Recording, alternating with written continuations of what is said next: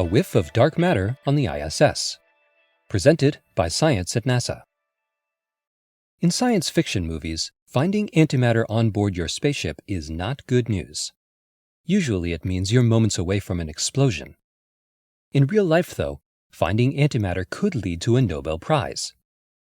On April 3rd, researchers led by Nobel laureate Samuel Ting of MIT announced that the alpha magnetic spectrometer, a particle detector operating on board the International Space Station since 2011, has counted more than 400,000 positrons, the antimatter equivalent of electrons. There's no danger of an explosion, but the discovery is sending shockwaves through the scientific community.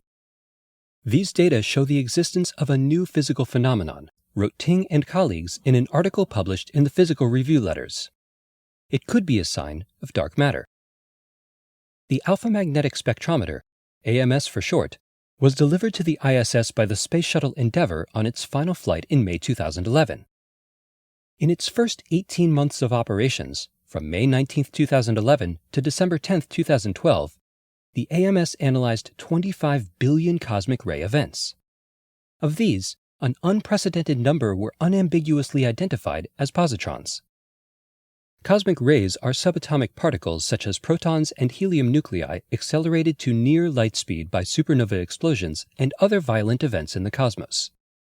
Researchers have long thought that cosmic rays contain a sprinkling of antimatter. Italy's Pamela satellite detected high-energy positrons in 2009, and NASA's Fermi Gamma Ray Observatory confirmed the find 2 years later.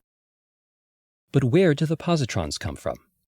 The universe is almost completely devoid of antimatter, so the positron fraction of cosmic ray electrons, as much as 10%, is a little surprising. One idea is dark matter. Astronomers know that the vast majority of the material universe is actually made of dark matter rather than ordinary matter. They just don't know what dark matter is. It exerts gravity, but emits no light, which makes it devilishly difficult to study. A leading theory holds that dark matter is made of a particle called the neutralino.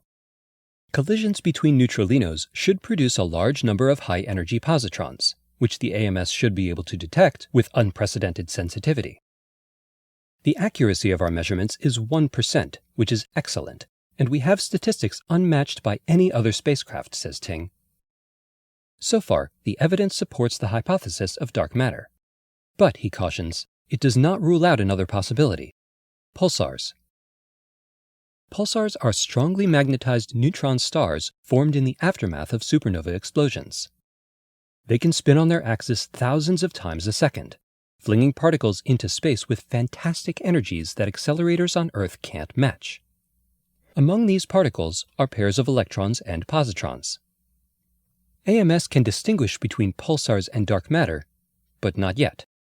We need more data at higher energies to decide which is the correct explanation, says Ting. It is only a matter of time, perhaps months or a few years.